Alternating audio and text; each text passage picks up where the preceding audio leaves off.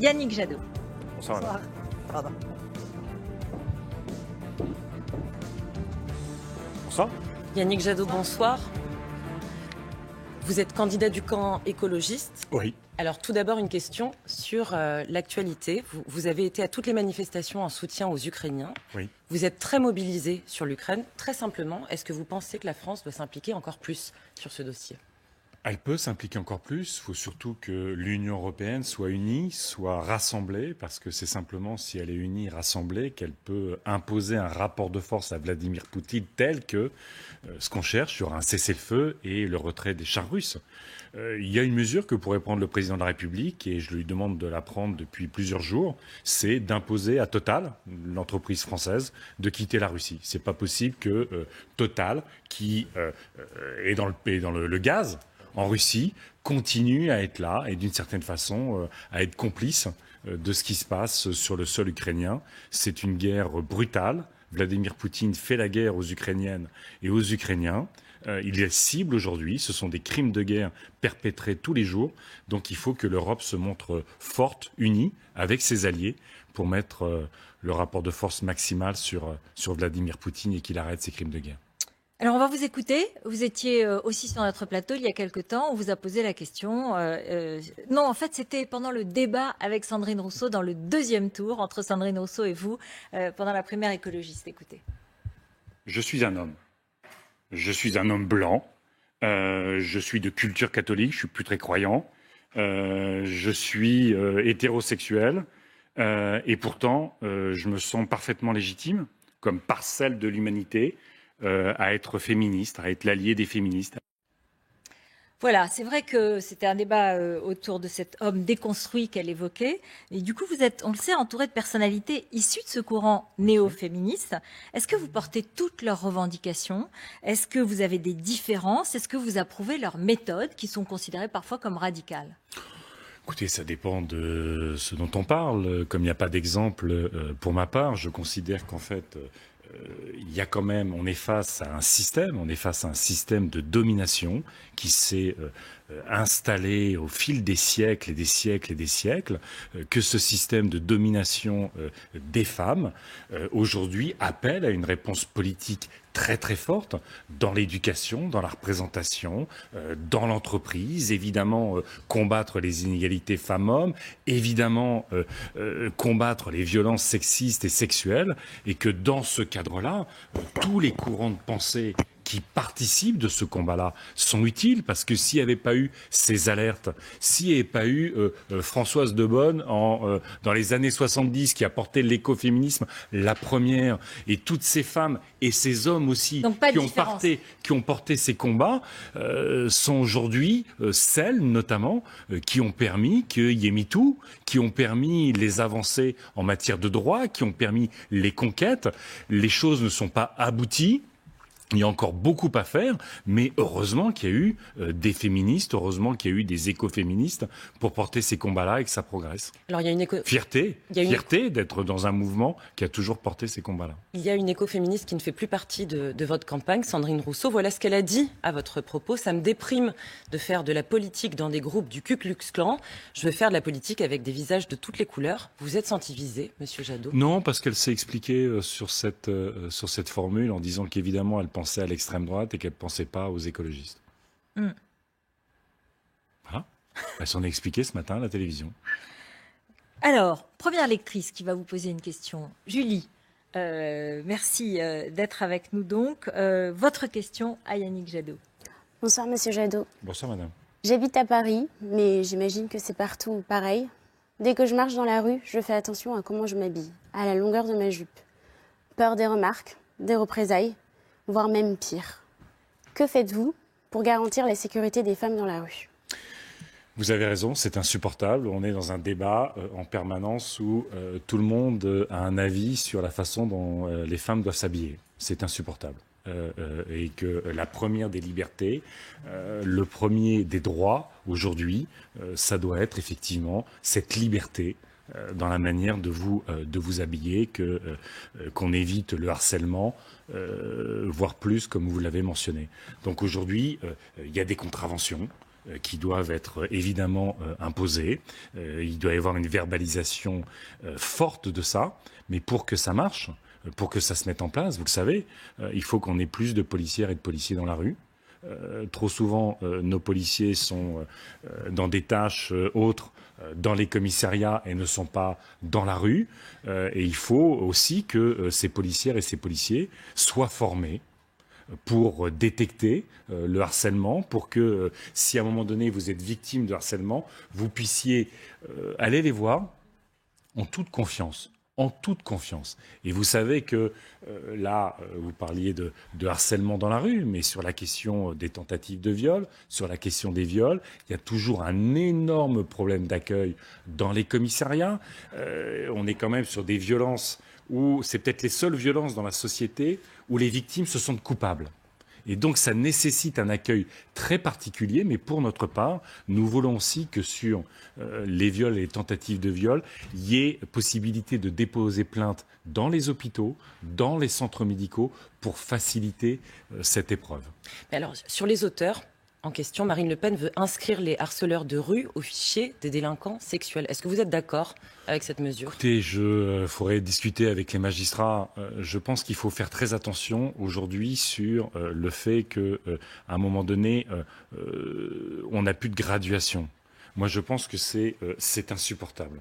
Le harcèlement de rue, le fait que des femmes ou des jeunes femmes ne puissent pas se balader tranquillement à toute heure est profondément choquant.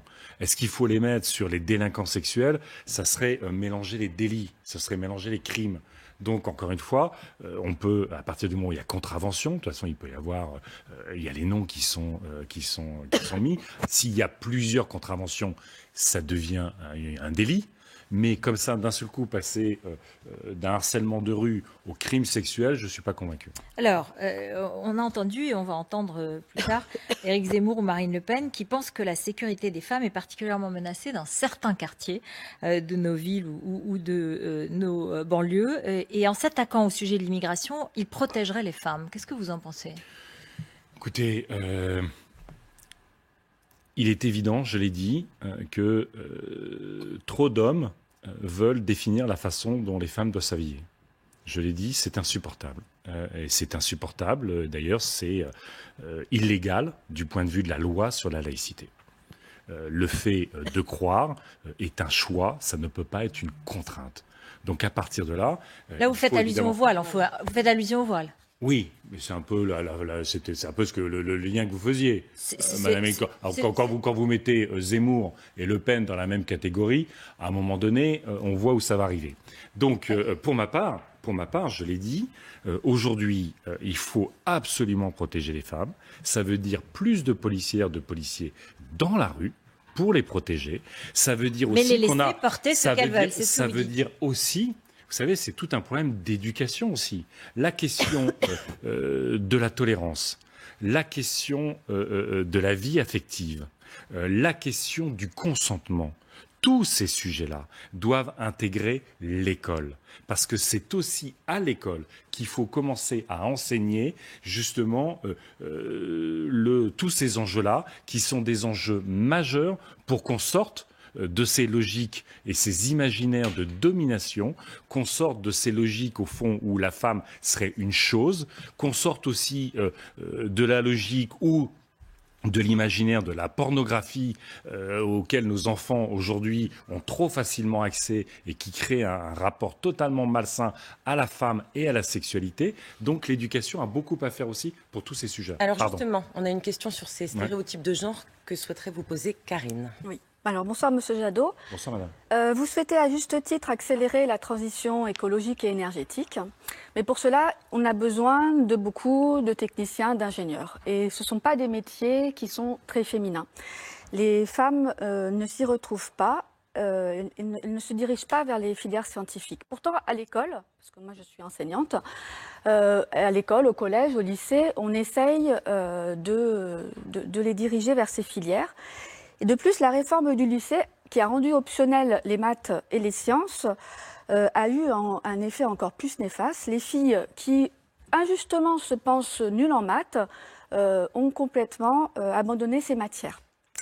Donc que pensez-vous de cette situation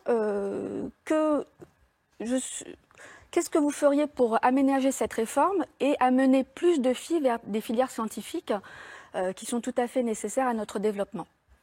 Vous avez parfaitement raison, madame. On a vu que, avec le fait de mettre les mathématiques en option, notamment les 50% des jeunes filles ne prenaient plus l'option mathématiques. Et on a, je crois, des chiffres encore pires sur les SVT, sur les sciences de la vie. Donc c'est absolument dramatique. Ça fait partie de tous les imaginaires qu'il faut transformer. C'est vrai que l'imaginaire de l'ingénieur, c'est un imaginaire masculin. Et pourtant, si on arrive, y compris dès la primaire, et en suivant la scolarité, à faire en sorte que les métiers scientifiques, que les métiers manuels soient des métiers également accessibles aux filles comme aux garçons, qu'il y ait des visites dans les entreprises, qu'il y ait des exemples qui soient démontrés, qu'il y ait des femmes ingénieurs et techniciennes qui viennent dès le collège, parce que le lycée c'est déjà trop tard d'une certaine façon pour l'imaginaire, qui viennent dès l'école primaire, dès le collège, pour raconter leur expérience, pour raconter combien ces métiers, tous les métiers, sont passionnants et que tous les métiers s'adressent également aux filles et aux garçons. Donc ça, c'est vraiment la façon dont on doit repenser l'éducation. Je l'ai dit, cette question de l'inégalité entre les femmes et les hommes est une question systémique. Elle fait système. Et donc, c'est à tous les étages de la société qu'il faut s'y attaquer. Et c'est seulement en s'y attaquant à tous les étages de la société, donc en faisant de la politique, eh bien, qu'on commencera à avoir une société plus égalitaire et on vivra mieux ensemble. Réaction? Oui, je vous entends. On est d'accord sur le sujet, mais quelles sont les solutions à apporter? Parce que ce que vous dites, on le fait déjà au collège. On essaye déjà, on fait venir des femmes, voilà, il y a des associations qui existent, Animat par exemple, Filles et Maths, pardon, mais voilà, ça ne suffit pas. Ça ne suffit pas, oui. Et peut-être que c'est toujours triste quand ça prend trop de temps, mais je pense que, je l'ai dit, y compris sur les métiers scientifiques comme sur les métiers manuels, ce sont des métiers aujourd'hui qui sont trop genrés. Et il faut mettre l'expérience, il faut mettre les exemples, il faut les convaincre. Et peut-être aussi davantage parler aux parents. Parce que les parents, parfois, sont des acteurs pas tout à fait neutres dans l'orientation des enfants, en leur disant parfois, c'est un métier pour les filles et c'est un métier pour les garçons. Parce qu'il y a tellement à l'inverse, aujourd'hui, de métiers très féminisés, mais qui sont aujourd'hui les moins bien payés, avec les statuts les plus précaires et souvent dans des conditions de santé au travail les plus difficiles. Justement, parce qu'Anne-Laure a une question sur cela. Bonsoir Yannick Jadot. Bonsoir madame. Alors, vous êtes sans fiche. Allez. Vous êtes pour le congé parental de même durée pour les deux parents. Oui. Moi, je suis moi-même mère de 3 enfants. Je n'ai pas eu la chance d'avoir une mesure comme ça. Comment ça s'est passé pour vous? C'est-à-dire pour vos fils, est-ce que vous les avez éduqués comme des... J'ai pas pu prendre le congé parental. Ce qu'on veut faire, c'est 16 semaines pour les deux, dont 8 obligatoires. Donc pour le père, ou pour la mère, ou pour les parents, de toute façon, quel que soit leur sexe. Donc pour nous, c'est indispensable. C'est vraiment une mesure, au fond, y compris c'est une mesure d'apaisement dans la société. La pression, pourquoi 8 semaines obligatoires? Combien de femmes sont obligées de retravailler immédiatement et ne prennent pas le temps? Parce qu'au fond, ils pensent qu'il n'y a qu'elles pour assumer, ou qu'on leur a expliqué qu'il n'y avait qu'elles pour assumer, et que le père n'a pas forcément le temps. Donc moi, malheureusement, je n'ai pas pu bénéficier de cette mesure. Est-ce que j'étais toujours un papa disponible? Pas toujours. Pas toujours, je le reconnais. Est-ce que vous élevez vos enfants avec des valeurs de féminisme, d'égalité, où la carrière de leur femme sera aussi importante que leur carrière à eux? Oui, bien sûr. Et j'ai souvent regretté, et je l'ai dit publiquement, que la carrière de ma compagne aujourd'hui soit très impactée par la mienne. par ma présence dans cette campagne présidentielle. Je trouve ça profondément choquant. Mais vous savez, moi, le féminisme a toujours été au cœur de mon engagement. À 25 ans, j'ai été vivre et travailler au Bangladesh pendant 2 ans pour travailler avec les femmes qui vivent dans la misère, dans les bidonvilles comme dans les zones rurales. Vous savez, quand on vit dans la misère au Bangladesh, on n'a pas le droit de sortir de sa maison, on n'a pas de métier, on ne peut pas envoyer les filles à l'école. C'est un drame absolu, social, psychologique, moral. C'est une organisation de soumission insupportable. J'ai travaillé 2 ans avec ces femmes et je dois dire que ça a aussi construit mon combat depuis 30 ans. Alors, on va parler des inégalités salariales. Dans toutes les entreprises de plus de 20 salariés, vous prévoyez d'instaurer une amende de 330 € par jour et par employé concerné. Alors, très simplement, qui pour constater cette inégalité salariale, qui pour l'appliquer et comment prélever l'amende? Alors, aujourd'hui, vous savez, dans notre pays, quand vous êtes victime d'une inégalité salariale, au fond, vous avez la charge de la preuve. C'est vous qui devez démontrer que vous n'êtes pas payé à la hauteur de vos collègues avec les mêmes compétences, les mêmes responsabilités. Moi, je veux mettre en place le système islandais. En Islande, ils ont développé un autre système. Ils ont inversé la charge de la preuve. C'est à l'entreprise de prouver pourquoi elle paye différemment les femmes et les hommes si elle les paye différemment. Il y a un contrôle tous les 3 ans. L'entreprise doit effectivement rendre des comptes sur l'ensemble des salaires et à partir du moment où l'entreprise serait en faute sur l'égalité salariale, eh bien, il y a effectivement une amende de 330 € par jour. Je peux vous dire que 330 € par jour par salarié, à un moment donné, ça peut aller assez vite. Est-ce que vous avez constaté que comme il y a une charge mentale sur un certain nombre de sujets, on parle bien de cette charge mentale des femmes, est-ce qu'elle s'applique à l'écologie? C'est ce qu'on peut constater parfois, que les femmes, elles sont en charge du tri, de l'achat des produits bio, de peut-être de garder un peu cet esprit écologique. Est-ce que vous croyez qu'il faut plus sensibiliser les hommes ou vous ne l'avez pas constaté? Non, j'ai pas l'impression. Quand on voit aujourd'hui les mouvements écologistes, il y a une très forte présence féminine. Vous prenez notamment dans les organisations de jeunesse, c'est essentiellement des jeunes femmes qui portent les organisations de jeunesse. Et c'était même avant Greta Thunberg. C'est bien ce que je dis, il y a plus de femmes que d'hommes peut-être. Et donc est-ce qu'il faut sensibiliser plus les hommes là-dessus? Je sais pas. Je pense que c'est des conceptions différentes de la société. C'est vrai que... mais d'ailleurs, on parlait tout à l'heure d'écoféminisme. Quels sont les 2 grands mouvements de jeunesse aujourd'hui?